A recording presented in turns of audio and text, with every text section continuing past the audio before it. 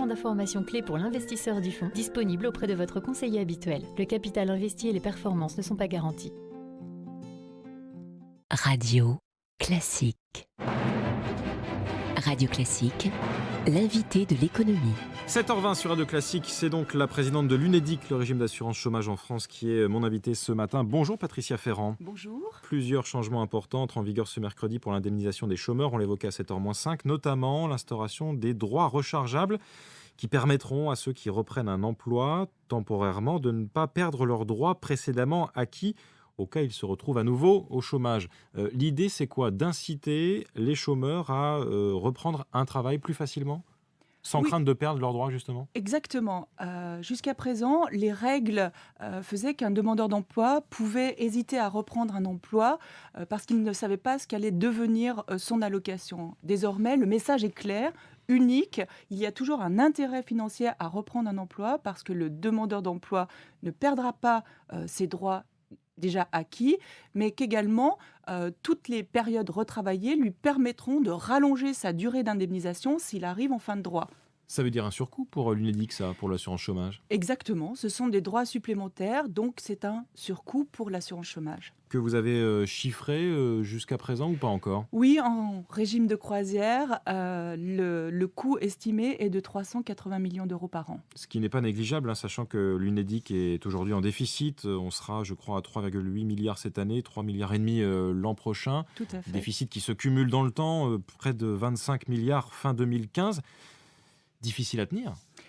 Oui, le déficit est important, c'est un point de vigilance pour nous, bien évidemment, mais ce qui est surtout le plus préoccupant, c'est le nombre croissant de demandeurs d'emploi. L'accord d'assurance chômage qui a été négocié donc début 2014 entre les organisations syndicales et patronales avait pour objectif, bien évidemment, de maîtriser ce déficit. Les nouvelles règles y participent. La réforme est une réforme d'ensemble avec la volonté à la fois de maîtriser le déficit et d'assurer la pérennité du régime d'assurance chômage, mais également de protéger dans la durée les demandeurs d'emploi, notamment les plus précaires. C'est vrai qu'on a beaucoup parlé du trou de la Sécu cette semaine, plus de 10 milliards encore cette année. Là, on est quand même à 25 milliards d'euros de déficit cumulé pour le régime d'assurance chômage. On en parle moins parce que c'est vrai, il y a beaucoup de chômeurs aujourd'hui, que c'est dur de s'attaquer à leur indemnisation dans cette période-là. Mais est-ce qu'il ne faudra pas à terme aller plus loin, réduire la durée du versement des indemnités, plafonner leur montant ou sinon augmenter les cotisations? Écoutez, ce n'est pas à moi d'en juger. En tant que présidente de l'UNEDIC, ma mission, c'est aujourd'hui de mettre en œuvre, d'assurer la bonne mise en œuvre de l'accord décidé à la majorité par les organisations syndicales et patronales. Je remarque qu'il y a quelques mois, elles ont décidé de ne pas remettre en cause la durée des allocations.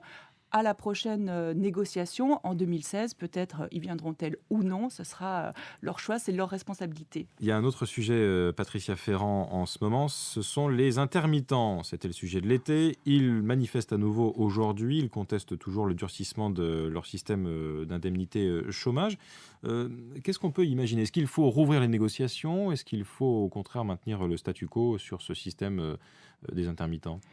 Écoutez, l'État a validé l'accord d'assurance chômage majoritaire. Il a été, comme on dit, le terme exact est agréé.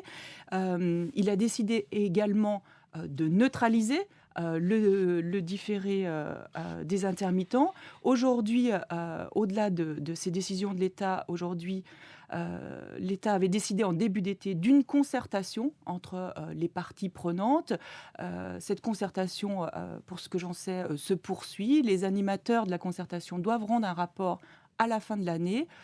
Laissons-les travailler, on verra bien ce qu'il en sortira. Dans tous les cas, encore une fois, je dois m'assurer de la mise en œuvre d'un accord qui a été décidé en mai dernier et que l'État a validé. Hier, Emmanuel Macron, le nouveau ministre de l'économie, était en visite à Sandouville, l'usine Renault. On l'a entendu dans le journal. Il a déclaré notamment « Mieux vaut un emploi précaire que pas d'emploi du tout » à propos des éventuelles créations de postes qui pourraient découler de nouvelles productions à Sandouville pour Renault.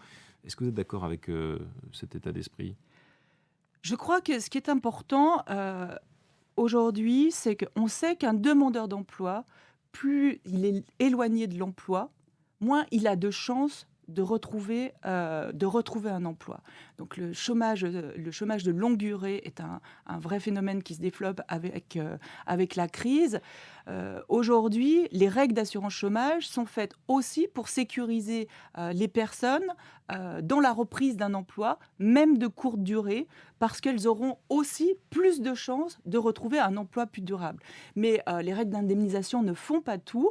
L'accompagnement, notamment opéré par Pôle emploi, est extrêmement important et il doit permettre aussi de passer à un emploi plus durable. Également, dans les entreprises, on doit consolider la durée des emplois. Dernière petite question, Patricia Ferrand. Est-il vrai que l'UNEDIC emprunte sur les marchés financiers pour assurer le versement des indemnités chômage ? Oui, l'UNEDIC emprunte, comme l'État français emprunte sur les marchés financiers à un taux relativement intéressant aujourd'hui. Ça paraît étonnant quand même. Étonnant, non, c'est assez classique, j'ai envie de dire, pour trouver des financements. Aujourd'hui, on s'adresse au marché financier. C'est-à-dire que si la note de la France était sérieusement dégradée, que les taux d'intérêt remontaient, vous seriez un petit peu plus embêté pour assurer le financement des indemnités chômage ?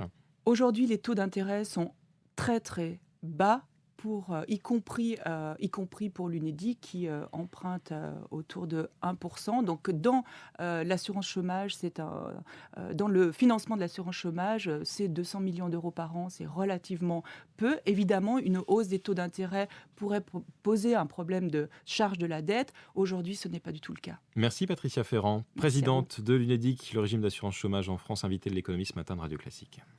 Avec Wendel, investisseur de long terme. Bientôt